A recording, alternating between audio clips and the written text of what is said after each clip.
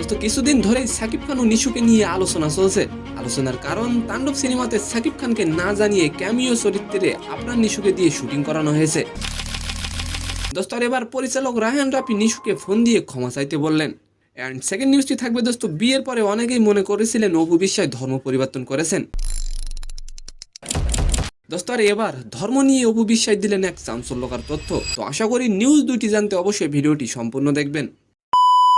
দোস্ত সাকিব খানের কাছে যে নিশু যদি ক্ষমা না চায় তাহলে তাণ্ডব সিনেমা বয়কটের ডাক দিবেন ভক্তরা।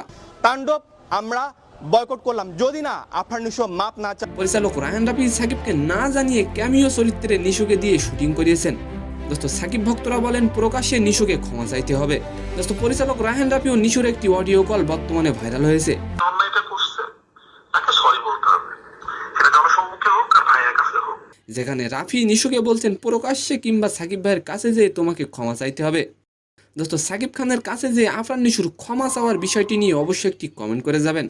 দোস্ত পরিচালক রায়হান রাফি নিশুকে বলেন সিনিয়রকে অপমান করে কথা বললে তাকে সরি বলতে হয়, আর তুমি যদি সাকিব খানের কাছে সরি বলো তাহলে তুমি তাণ্ডব সিনেমায় কাজ করতে পারবা। আর এবার আলোচনা করব অপু বিশ্বাসকে নিয়ে। দোস্ত সবাই ভেবেছিলেন অপু ধর্ম বদল করে সাকিবকে বিয়ে করেছেন, তবে এতদিন পরে অপু বলেন সত্যি বলতে বিয়ের পরেও আমি আমার পুরনো ধর্মে ছিলাম। ক্যামেরার সামনে অনেক মিথ্যে বলেছি কিছু কিছু কারণে। আমি মুসলিম নয়, আমি বিয়ের পরেও একজন হিন্দু ছিলাম। তো সম্মানিত দর্শক, আজকের ভিডিওটি কেমন লাগলো অবশ্যই কমেন্ট বক্সে জানাবেন।